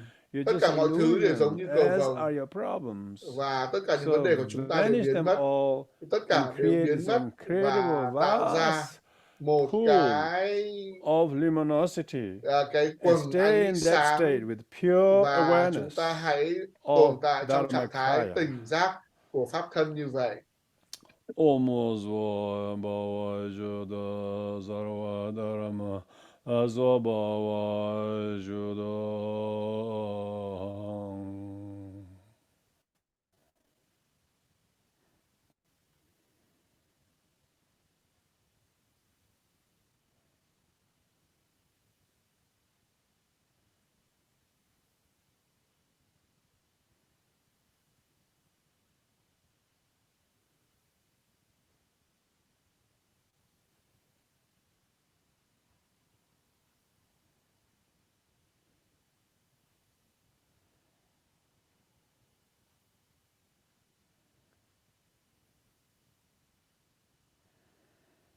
Now, out of the state of pure light, ra khỏi cái ánh out of sáng the state of tinh quang emptiness, như vậy, instantaneously ở cái there trạng thái tánh không như appears vậy xuất hiện ngay lập tức 8-petal lotus flower, that is một bông hoa sen multicolored 8 lotus cánh flower. rất là nhiều On màu, top of that is và the moon trên bông disk. sen 8 This cánh đấy là một đĩa mặt trăng, lotus flower represent your và relative cái bodhicitta, the bông moon disk sen tượng trưng represent cho your bồ đề ultimate tâm tương đối, và bodhicitta. mặt trăng tượng trưng cho bồ đề And tâm on tuyệt top đối. of that, Và your trên đỉnh đầu, consciousness đó là cái tâm thức của appears chúng ta as xuất a hiện, golden seed, một golden syllable Dzam. chủng tử và This dăm golden màu syllable vàng, Dzam is the và consciousness of Dzambala. đó chính là cái tâm thức của Đức Phật Tài Bảo Dzambala. This golden Và color syllable Dzam cái chủng tử dăm màu vàng đó radiate many rays phát of ra light. rất nhiều It ánh honors sáng all the enlightened ones, và thỉnh and mời then tất it cả các bậc absorbs giác back ngộ và quay trở into lại yourself, bản thân chúng and ta, then it và instantaneously nó ngay lập tức now blossom as phát triển like thành out of the blue. You giống instantly như appears ngay lập tức yourself xuất hiện as bản thân chúng yellow ta Dzambala. giống như Đức Phật Tài Bảo. First, think of yourself, yellow Dzambala, is not a solid, Phật tangible Tài Bảo body. không Think phải of là một everything cái as a thân vật celestial lý, body. mà đó là một cái Your thân rất seat là is linh an thánh. amazing, beautiful, multicolored lotus flower. Một ngồi trên một bông hoa sen rất là nhiều Multicolored màu. flower Bông hoa sen is rất nhiều màu beautiful because đó the colors rất là đẹp, are kind bởi of vì màu sắc mixed, so it's multicolored. trộn lẫn với Otherwise, nhau. 8-petal lotus flower. Một trên một bông On sen 8 top of that cánh, beautiful bed và of lotus flower, trên cái then there bề của is bông sen this 8 cánh moon đó, disk that đó là equally đĩa covers mặt the trăng hoàn toàn surface. cao, On top bao of that trùm cái mặt của bông hoa appears sen, và trên very đó burnished gold là colored một yellow syllable Dzam. chủng tử dăm And then sáng it rực rỡ màu vàng, reabsorbs, và absorbs, you hấp thụ tất cả ánh instantaneously sáng ngay lập tức manifest và hóa in hiện the ra form dưới of hình tướng yellow Dzambala. của Đức Phật You Tài have Bảo one vàng, face and two và hands. một mặt hai tay, Your right hand tay phải holds a thì fruit giữ called một cái quả, Bijapuraka. một cái quả, and the left hand và tay trái holding a thì cầm mongoose, một cái small con trồn, mongoose một con in your trồn left nhỏ, hand, và tay and trái thì as you touch the khi mà chúng mongoose, ta and chạm it vào con is trồn always spewing thì con trồn whatever nó money and nhả wealth ra tất that cả những you cái and tiền sentient bạc, being những needs. cái It's tài always sản, able to. tất It's cả like a những cái thứ bank mà in chúng ta form of cần, mongoose, giống như là một cái ngân you hàng nhả just ra tiền. press and Con then trồn it nó giống như just một cái ngân hàng, spews the wealth. nó So nhả ra những you cái are sự this thịnh vượng của chúng magical ta, Buddha in the và form of chúng ta Dzambala, là một vị who Phật is rất holding là thần, rất là linh thiêng, holding giữ một con trồn, the mongoose who is spewing wealth. và con trồn nhả And ra những cái thứ vật both chất of your thịnh vượng của chúng ta, feet are và in chân the của chúng ta lotus, trong cái tư thế seated on the pressing on top of a conch shell, cowrie shells, một cái chân của chúng and the ta dẫm lotus, trên một cái vỏ beneath sò, which is the treasure và dưới of đó là những all cái the kho tàng, kho báu, necessities. mà tất cả những And điều mà chúng ta your cần thiết. body, which is Và thân amazingly của chúng golden ta yellow, thì is thân màu vàng covered rực rỡ, and draped và in lots of blue garlands of có rất flowers. nhiều các You cái are chuỗi wearing tràng a hoa, crown và chúng ta mang and vương miện, earrings, và a mang khuyên necklace, tai, mang vòng cổ, bracelets, mang vòng rings, tay, mang girdles, and nhẫn, anklets, mang vòng all made chân, out cườm of chân. precious Tất cả đều được làm từ những cái vật rất là and quý that báu, represent và that you nó are tượng fully trưng rằng endowed chúng with all the ta perfections hoàn of toàn six có được parameters. những cái sự toàn And thiện, 6 ba la mật. so Và do vậy, with this in mind, với cái tâm thức như vậy, you just chúng stay there ta for a little while, hãy thiền định trong trạng thái như visualizing vậy, that, quán tưởng như vậy, as I go to describe that to và you như là thầy miêu once tả again briefly in the Tibetan một cách rất là language. ngắn gọn trong tiếng Tạng. Dombe ngale jera namje go zara beme bemam dave den bema da nazo bema dave ingreje den zami zaram zama da wondo jente waze jebelu je ne na ne damje je se doma me bana zabe dire damje namin de je nambra jude dombara jude de ngale jera namje Dzambala gunda zawa ja ja Shayan ben zabora gada yurun baje dara charan bebe nulen zimba jamyang Khyentse Donda beme den nemba ubalangum ben jwa darum baje jinje jamba. So yourself visualizing sitting Bản in thân this chúng ta elegant quán posture tưởng là chúng ta in the ngồi form of trong một cái tư the thế rất là posture what I tao mentioned. nhã Then now như think thầy of miêu on your tả, forehead is và white hãy quán syllable tưởng ở Om, trên trán at của your chúng ta là throat trùng is từ red Ô màu syllable trắng, A, ở cổ and chúng at ta là trùng heart a từ blue A syllable màu Hung. đỏ, và Now, nơi in trái tim của order chúng ta là for trùng từ to now trùng từ Hu this màu form xanh of da trời, you as Dzambala is và chúng called ta đang trong hình symbolic, tướng của Đức Samaya Phật Tài Sattva Bảo màu vàng. Dzambala. Chúng ta Now we trong have to thân tướng invoke the ứng thân, wisdom being, và chúng the ta Jnana thỉnh mời Sattva, các vị together during bổn this tôn empowerment, trí the tuệ, teacher assists you. And và then giúp đỡ cho imagine chúng as ta. you show Chúng ta hãy great, quán tưởng implore the rằng là blessings, chúng ta nhận được tất implore cả for sự blessings gia from the trì teacher Yellow của bậc Dzambala. đạo sư của chúng ta Then trong from thân tướng teacher của Đức Yellow Phật Tài Dzambala, Bảo rays of light Dzambala, goes out và to all the từ Đức Phật Tài Dzambalas, Bảo phóng particularly in ra the ánh enlightened sáng, realms. It và thỉnh invokes mời tất the cả các Dzambala. cái vị giác Some as ngộ, huge và as quay trở lại mountains, là tất cả các vị others Dzambala. Có những vị thì tiny rất là as a to, có những vị rất sesame là seed, nhỏ như là hạt sesame vừng, seed. có những vị to như núi Nevertheless, Meru, all và of có them những vị are bé như identical là hạt vừng, hạt cải, Dzambalas, và tất identical cả các Dzambalas, cái hình and tướng của these Đức Dzambala, Dzambalas are và now các vị showered Dzambala upon you as I recite the mantra chảy ở trên đầu and của chúng ring ta the giống như bell, là mưa rào. and wolf the incense stick. Và khi Imagine mà all thầy of these châm cái hương này, augments hãy and adds quán to tưởng rằng là tất the cả ambience of you tất cả những receiving cái the descension of transcendent wisdom tất cả những cái of trí Yellow tuệ Dzambala siêu vượt của Đức Phật Tài Bảo absorbs into đều hấp your thu vào body, trong thân của chúng some in ta, through your eyes and từ sense mắt của organs, chúng others through ta, your hair từ các pores, cái lục phủ ngũ tạng like của chúng ta, huge rainfall giống falls như into the là water mưa and the rơi sea or lake. It trên thân của chúng enriches ta, từ the đầu đến bubbling chân của chúng nature of the ta, water. và Likewise, all the tất wisdom beings cả cái trí absorb into tuệ you đều hấp goes thụ vào to trong thân của chúng ta, fuse your và Samaya Sattva with the Jnana Sattva and bảo vệ cho becoming cái one. thể nguyện Bồ Tát của chúng ta, So with và this chúng in ta mind, hòa nhập với tất cả các vị bổn tôn trí tuệ, we will do the bổn tôn invocation of wisdom giới being. bổn tôn trí tuệ tôn, cũng như là giới nguyện tôn.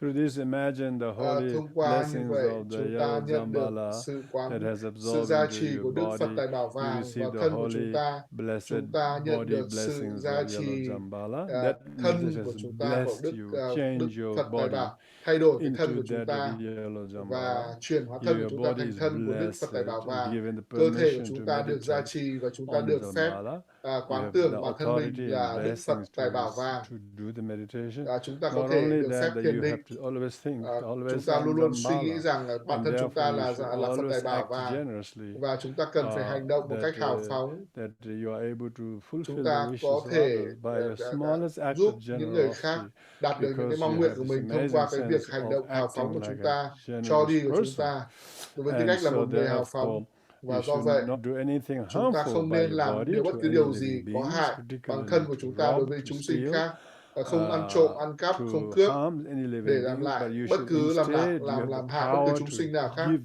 generously. Chúng ta cần Be phải kind cho to đi một cách other hào sentient phóng, cần phải beings, and tốt, see tử tế đối everybody với as a người khác. Dzambala, Chúng ta cần phải xem tất and cả mọi make người khác yourself như là Phật Tài ultimate Bảo attain Nirmanakaya. và giúp cho So chúng with ta this, đạt được cái we ứng have thân tối concluded the thượng first của Đức of Phật the Tài three Bảo. Như vậy là empowerment. chúng ta hoàn First thành phần đầu empowerment is tiên, empowerment body. It đó means that là you have phần your quán hand is đảnh no về longer thân. tight-fisted Bây giờ anymore. You're tay của very chúng ta không bao giờ nắm chặt open-handed. nữa, You're very mà rất là generous, mở, rất là hào phóng. not only in money but Không phải chỉ also là tiền, attitudes and mà cả thái thoughts and độ, cả suy nghĩ, opinions. You cả are ý always kiến, very, very luôn generous luôn hào to phóng, luôn give luôn tử way tế, to luôn luôn please cho and đi, benefit luôn luôn làm lợi and lạc benefit cho sentient những beings. chúng sinh khác. So therefore, the Do vậy, Dzambala is đó not just chính material Phật Tài wealth, Bảo không phải chỉ but là it's vật chất, real mà spiritual Phật Tài Bảo đó flexibility là chỉ in sự linh hoạt yourself. về tinh thần trong bản thân chúng So ta. the second one Do vậy, cái thứ is hai receiving the là speech thọ nhận blessings. là cái The quán speech đảnh blessing về is khẩu, về the ngữ. blessings of Đó là sự quán đảnh oral về transmission sự of khẩu the truyền, Dzambala tâm mantra. chú của Đức Phật Tài So Bảo as you Dzambala. repeat the mantra Thầy, after me, imagine các from quý the vị hãy lặp lại teacher lời của Dzambala's Thầy. heart Chúng ta hãy quán tưởng là issues từ trái tim emits của Đức a Phật Tài Bảo là orange có garland, so not một cái orange, golden colored garland chuỗi of chú màu mantra vàng emits through his mouth chảy and ra then từ miệng ejects của and Ngài goes into your mouth, và đi goes vào miệng down của to your chúng throat, ta và đi and it vào cổ unveils họng your của chúng heart ta chakra. và So đi with ra this từ in luân xa mind, tim của chúng you ta. recite Như vậy the là chúng ta mantra sẽ chỉ tụng of tâm chú Dzambala của Đức Phật after me, Tài Bảo Dzambala joining your theo Thầy. hands Chúng ta hãy chắp tay together trước ngực with those và chúng visualizations ta that hãy you quán are tưởng actually như receiving vậy. not Chúng only ta thọ just nhận không receiving phải the là sound, chỉ but you can nhận cái see âm thanh this mà chúng golden ta thấy light được of energy, cái vibrating, ánh pulsating sáng màu energy vàng goes into của your cái chuỗi lips, tâm teeth, chú mouth. đi It vào changes miệng của everything chúng inside ta, your mouth, môi của chúng go ta, to răng của your chúng ta, throat, thay blessing đổi khẩu everything của chúng on its ta, đi way. qua cổ họng của chúng Then at the ta heart và chakra, your đi heart vào is luân xa tim của chúng completely ta, blessed with this và tất holy, cả chúng ta đều generous được gia abundance trì of giving you bởi the power to practice cái sự generosity through your dư speech. thừa, sự So thịnh with this vượng của Đức Phật Tài Bảo. in mind, Và bây giờ you với tâm thức recite như the vậy thì mantra chúng after ta me. chỉ tụng tâm chú Om theo Thầy. Dzambala, Om Dzambala, Zalendraya, Zalendraya, Swaha. Swaha. Om Dzambala, Om Dzambala, Zalendraya, Zalendraya, Swaha. Om Swaha. Dzambala, Om Dzambala, Zalendraya, Zalendraya, Swaha. Swaha. So in this way, the word, Theo cách như the vậy, mantra is Om cái tâm chú Dzambala, là Om Dzambala, Zalendraya, Zalendraya, Swaha. Because Swaha. remember, some people Chúng wanted ta to say the Tibetan way. The Tibetan way is always mispronounced mostly. chúng ta So phải this nhớ is rằng là phát Om âm theo Sanskrit nam. Đây là tiếng Sanskrit, tiếng Phạn Ấn Độ. Tiếng Tạng thì không chính xác như tiếng Sanskrit. Chúng ta không thể phát âm tốt hơn là tiếng Phạn. Chúng ta cái phát âm đúng như viết khi Swaha. Bởi vì tiếng Tạng, người nói tiếng Tạng không nói được chữ Swaha, phơ vơ. Họ nói từ Soha đó là sai. Swaha, bởi vì S-V-A-S-V-O-A, Dzambala, Ba has a BH, là BH, Zalendraya, Swaha. So say the mantra correctly. Đây chúng ta cần so tụng chú một cách chính xác. This mantra Khi mà chúng ta chỉ tụng 3 lần trong cái phần đầu tiên, chúng ta nhận được sự khẩu truyền. Và thứ hai là nó không thể tách rời được với khẩu của chúng ta.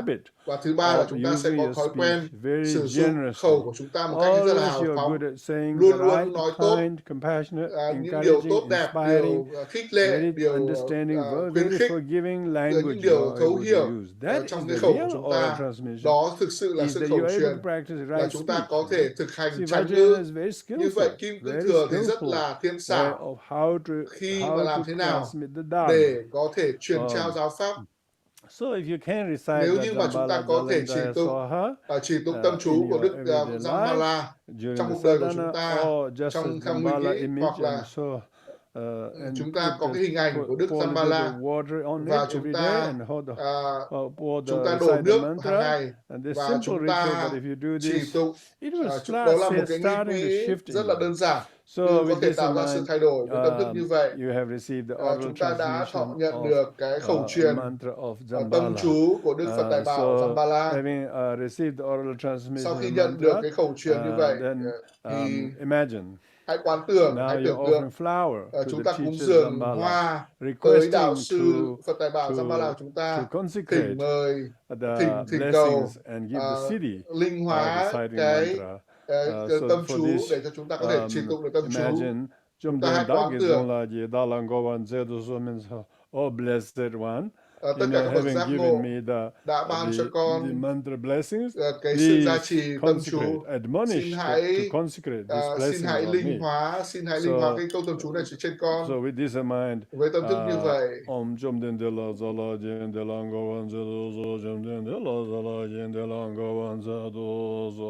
in response to your request, imagine the teacher đáp lại cái thỉnh cầu của chúng ta, và đạo sư nói rằng tâm chú đã được linh hóa.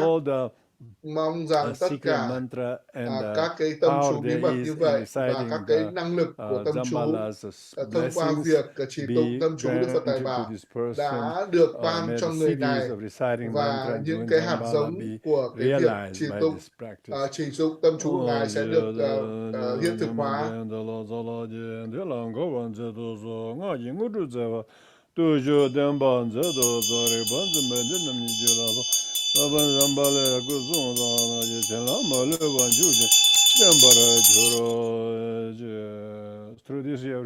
Thông qua cái nghi lễ như vậy, chúng ta đã nhận được cái phán lành khẩu của Đức Phật Tài Bảo, và những kết quả là chúng ta không còn có một cái thói quen xấu nào nữa, sử dụng những cái lời ác nghiệt, cay nghiệt, những cái lời chia rẽ và tất cả những cái lời xấu ác của chúng ta đều được tịnh hóa, đều được tẩy rửa. Và ngày hôm nay chúng ta nhận được cái lễ quán đảnh. Quán đảnh từ tối hôm nay chúng ta có những cái biết cách làm sao để mà quản lý cái miệng của mình, cái ngôn ngữ của mình, không tham gia những cái lời, những cái hoạt động gọi là tán phét hay là rumor, tức là tham gia những cái lời gọi là gieo rắc những cái điều không hay. Chúng ta không tránh những cái khẩu tiêu cực của chúng ta. Với tư cách là những người thực hành, chúng ta cần phải từ bỏ tất cả những cái ngôn ngữ xấu ác của chúng ta. Nếu như mà chúng ta chỉ tụng rất nhiều tâm chú, nhưng mà chúng ta vẫn nói những lời xấu ác thì đâu cũng là lợi lạc của việc chỉ tụng tâm chú. Như vậy là chúng ta cần phải nhắc nhở chính bản thân ta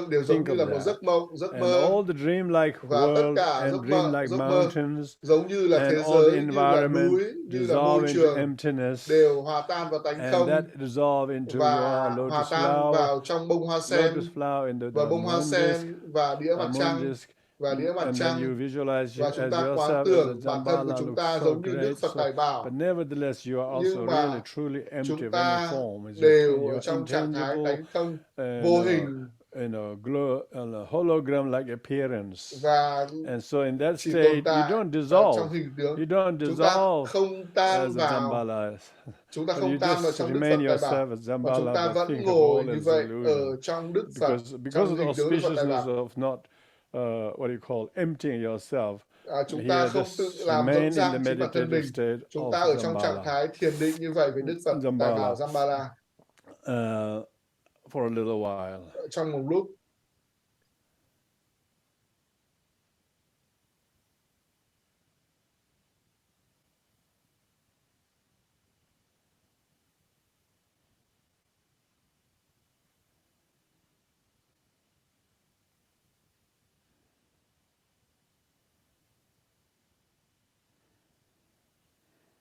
So with this, we have now Như concluded vậy thì chúng ta kết thúc cái phần Yellow Dzambala quán đảnh Phật empowerment. Tài Bảo Vàng. And so having Và received the khi mà các bạn empowerment, thọ it's nhận very được quán đảnh như important vậy, đây là to điều rất là quan trọng promise to hold để the hướng nguyện, vow to be giữ cái lời thệ generous nguyện để được thực and hành hào vows to phóng know the generosity và of other people who have been hào kind to phóng you, đối who've been với những very người giving khác, to tử you. tế đối với người You khác, should tốt đẹp see với người their khác. kindness to you. Chúng ta That's cần phải already nhận an thức được cái lòng activity tốt của người khác according đối to với chúng ta. Dzambala. Đó chính là phẩm tính của One Đức Phật thing Tài is that Bảo. Một Dzambala điều rất là quan practice trọng là shifts your việc attitude. thực You hành realize Phật how Tài Bảo là grateful giúp you chúng are ta towards thay your đổi cái tâm thức parents của or to mình, your loved ones, to cái your lòng biết whatever ơn của it mình is đối that với you cha mẹ của previously mình, didn't đối với think người so thân much của how mình. great. Now you are Chúng much ta more cần phải biết generous ơn, in thinking chúng and ta cần phải remembering suy nghĩ một cách where you hào are and phóng. what you have. Chúng ta ở Everything đâu, what chúng you ta ở have, đâu, you chúng ta are a ở gift đâu. of other people, Và đó including chúng your ta là body, một including cái education, món quà của người your khác. position. Cả Everything thân của comes chúng from ta, others. Think vị of trí của that. chúng That ta, is Dzambala's tất quality. cả những thứ đó đều đến Only từ when người you khác. think you got Và lots khi of mà chúng things for ta kind of nghĩ others, rằng là then chúng you will ta start có được tất cả những practicing điều đó từ lòng tốt generosity. của người khác, thì And chúng ta hãy also thực wealth hành will sự come hào phóng đối với người continuously khác. to you. Và tất cả Because the world những has điều tốt đẹp more sẽ đến than với chúng enough ta. wealth to go Thế giới around. có đủ sự Only thịnh thing is vượng we dành cho need tất cả chúng people who are ta. willing to part it, give it, share it, Chỉ cần and chúng rejoice ta in sẵn doing all the sàng above. chia sẻ cho So đi, to promise to hold và these chúng ta vows hãy as hướng nguyện well cái as lời thề nguyện to này, heed to the cũng như teachings là luôn and luôn practice chỉ the giữ giáo Buddhist pháp và precepts, thực hành bodhicitta, các and cái not to giới nguyện forget của the Bồ right Đề view. Tâm, With và this you không quên repeat, I tránh promise to kiến. pay heed to the Chúng ta teachings. hướng I nguyện là promise chúng to ta hold the sẽ Buddha's luôn luôn precepts ghi nhớ giáo and pháp not cũng như forget là the các right giới nguyện này, view.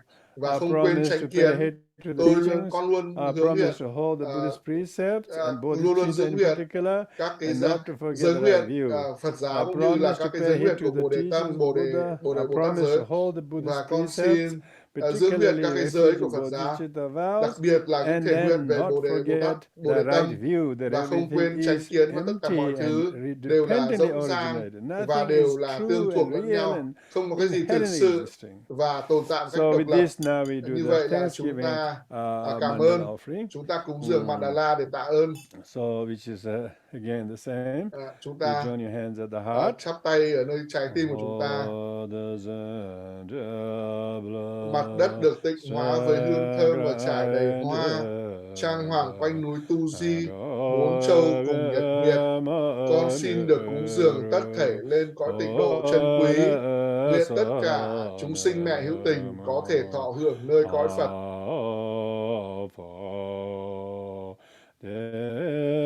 Mặt đất được tịnh hóa với hương thơm và trải đầy hoa. Trang hoàng quanh núi Tu Di, 4 châu cùng nhật nguyệt. Con xin được cúng dường tất thảy lên tịnh độ chân quý. Nguyện tất cả chúng sinh mẹ hữu tình có thể thọ hưởng nơi cõi Phật. Om Guru Buddha Bodhisattva Saparivarya Mandala Puja Mega Samudra Saparana Samaze Commencing from this time, offer myself to Buddha. Bắt đầu từ bây giờ, con xin cúng dường bản thân cho Phật, Pháp và Tăng. Con xin dốc sức mình thực hành chánh Pháp. Nguyện xin Ngài hãy đón nhận con làm môn đồ của Ngài. Bắt đầu từ bây giờ, con xin cúng dường bản thân cho Phật, Pháp và Tăng Bảo Tối Thắng. Con xin dốc sức mình thực hành chánh Pháp. Nguyện xin Người hãy đón nhận con làm đệ tử. Bắt đầu từ bây giờ, con xin cúng dường bản thân cho Phật, Pháp và Tăng Bảo Tối Thắng. Con xin dốc sức mình thực hành chánh Pháp. Nguyện xin Ngài hãy đón nhận con làm đệ tử của Ngài.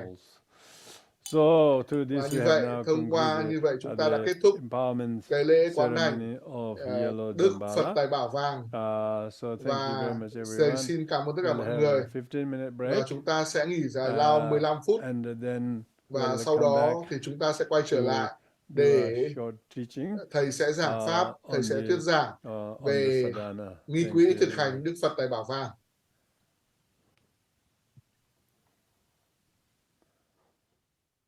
Ta sẽ thực hành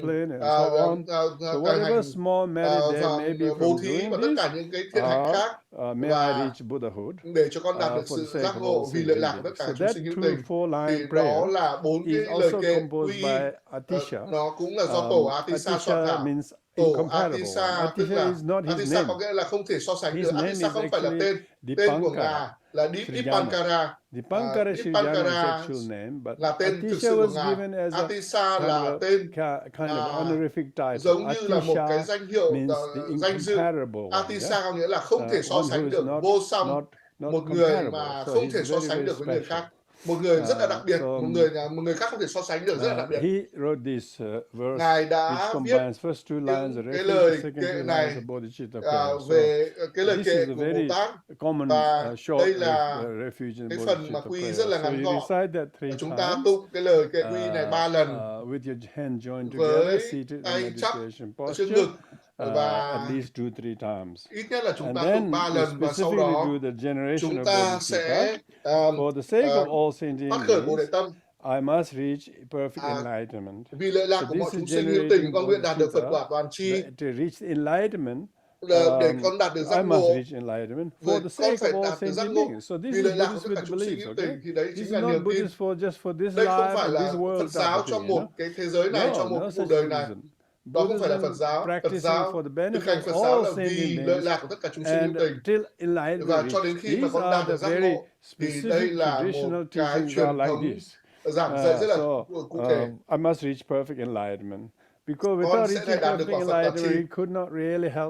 Bởi vì nếu như mà con không đạt được giác ngộ toàn tri thì con sẽ không giúp đỡ được người khác. Con sẽ bị rất nhiều cái chi phối của nghiệp quả. Con sẽ không ngạc nhiên khi mà thấy tất cả mọi người như vậy. Do vậy, khi mà chúng ta thực sự hiểu cái niềm tin Phật giáo, chúng ta có rất nhiều sự bao dung đối với chúng sinh. Bởi vì chúng sinh cũng có những vấn đề và có lỗi lầm, có nghiệp. Thì đó thực sự là Phật giáo, sự trí tuệ Phật giáo, niềm tin như vậy. Không phải là cắt lựa chọn người này mà bỏ người kia. Đó không phải là niềm tin Phật giáo. Không có cái khái được gọi là Phật giáo mà không có niềm tin. Đặc biệt là ở châu Á, ở Tây Tạng, chúng ta không có cái được gọi là Phật giáo Tây Tạng, Phật giáo Sri Lanka. Tất cả những điều đó là những cái hiện tượng mới. Ta chưa thể thấy cái việc con người được sinh ra trong vòng một tầng. Con chim một cánh không thể được, không thể bay được. Con chim một cánh mà không có chim, con chim mà không có cánh không thể bay được. Phật giáo mà không có niềm tin thì giống như là con chim mà không có cánh, mà con chim một cánh. Con Phật giáo phải là có con chim với 2 cánh, phải là có niềm tin, phải có từ bi, không phải là cho cuộc đời này, không phải cho tôi, không phải cho thân, vân vân, mà vì là lợi lạc của người khác, vì cuộc sống tương lai, vì lợi lạc của cái dòng tâm thức, thì nó rất là được đề cập rất là rõ ràng.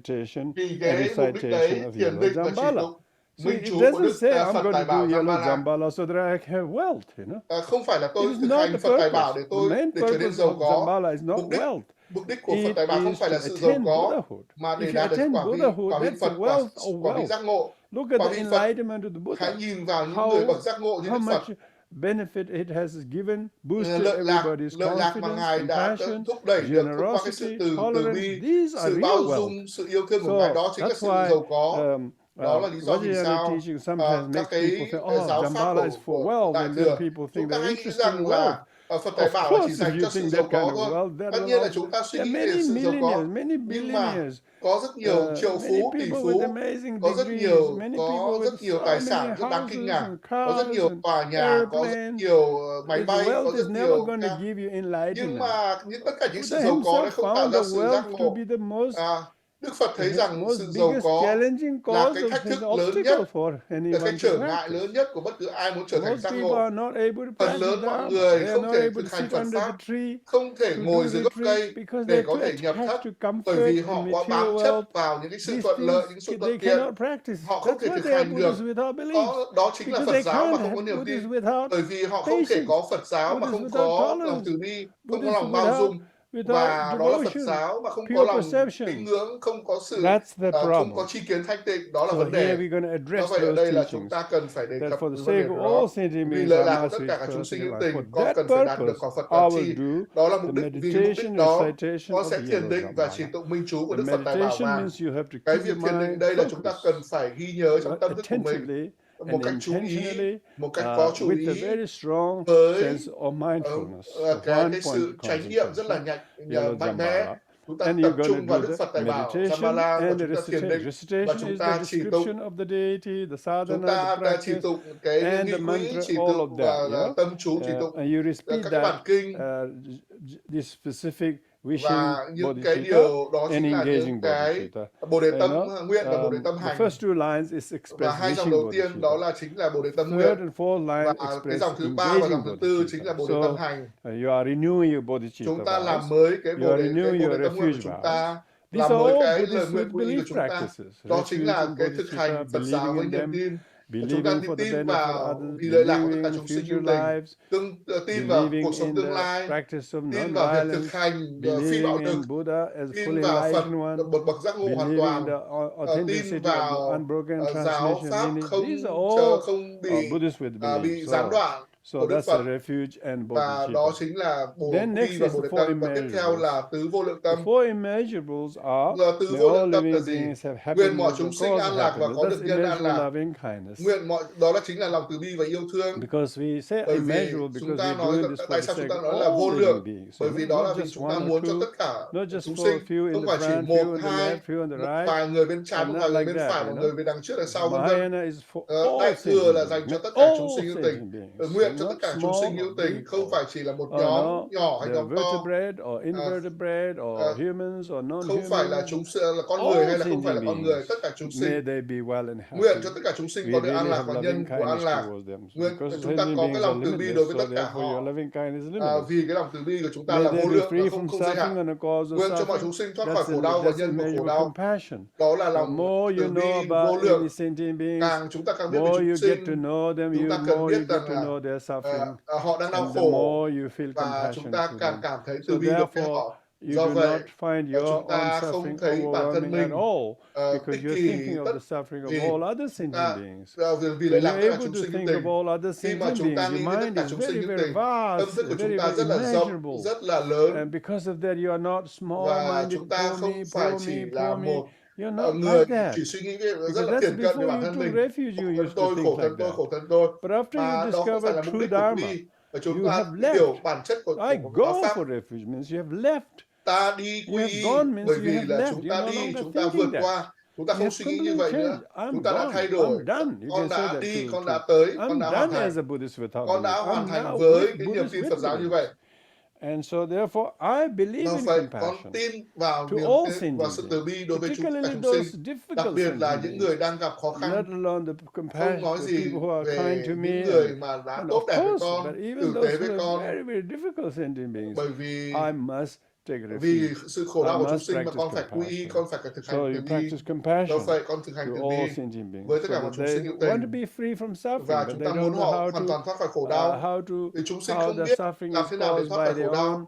Họ không biết được nhân của khổ đau là do chính cái sự ích kỷ, những cái sự trả thù, những cái sự ác ý của họ. Họ không muốn khổ đau nhưng mà họ tự tạo ra khổ đau cho chính mình. Do vậy chúng ta cầu nguyện là cho họ thoát khỏi khổ đau và nhân của khổ đau. Và chúng ta hãy nhìn vào người Nga, hãy nhìn người Israel, Hamas, tất cả những người đó. Họ đang thả bom vào dân nhau, họ bắn tên lửa vào tòa nhà của nhau. Và họ không muốn khổ đau, họ không biết nguyên nhân của khổ đau. Họ rất là hiếu chiến, họ trả thù, và cuối cùng những người khác thì trở thành nạn nhân của lẫn nhau. Tất cả những người mù, nhất là những người bị mù, bị thương như vậy đều là nạn nhân của họ.